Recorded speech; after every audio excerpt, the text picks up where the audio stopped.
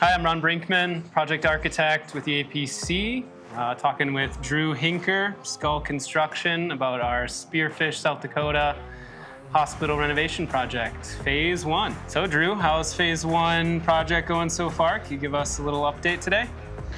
So for Phase 1, we are in finishes on the interior of the building and working through exterior site paving and exterior site finishes. On the interior, in the basement, we're finishing up overheads and getting into finishes. Level 1, we're doing drywall, and on level 2, we're finishing up in-wall rough-ins, which is where we're at now. You can see the studs are finishing up, and the MEP is rolling through. So we're gonna be starting drywall up here in a couple weeks.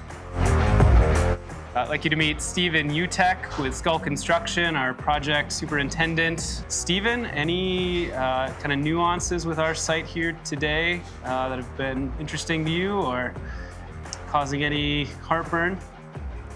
Well, the weather outside is an obvious one that everyone sees and is pretty easy to see, frankly. There's always challenges in projects, especially in the healthcare field, because everything is a moving target.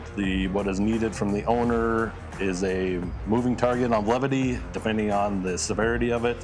So those are constantly things we're watching, monitoring, planning for the best, and readjusting as we go along to make sure we are keeping things in line for a quality product and done, and keeping our owner happy along the way. Could you give us a teaser on what you see happening next? For sure. We have around 100 people on site right now, and that's going to keep ramping up over the next month as we transition into those finishes, as I was talking about. The first floor will kind of have a registration area, is what we're turning over in Phase 1.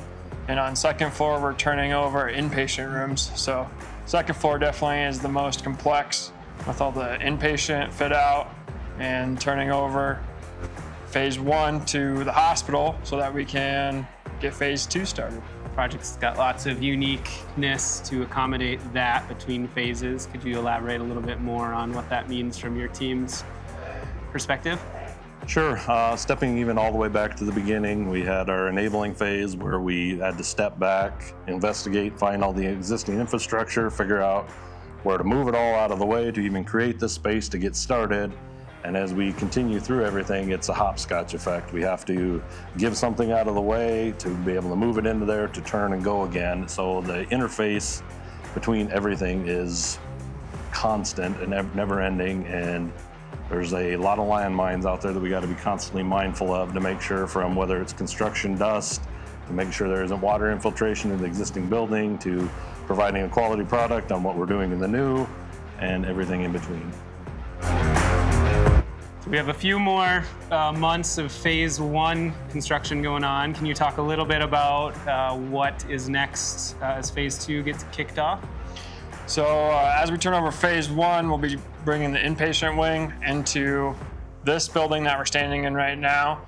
And then the existing inpatient facility on campus will be getting torn down for the new surgical wing, which will include a new central sterile and then 6 new OR rooms. So basically we'll be bringing the inpatients in here, tearing down the existing inpatient center, and starting an all new surgical wing. Working for Scull Construction, as long as I have, I've been coming up on 20 years that I've been with them. The community is of the utmost importance to us, and everything we do has a mindset surrounded with it.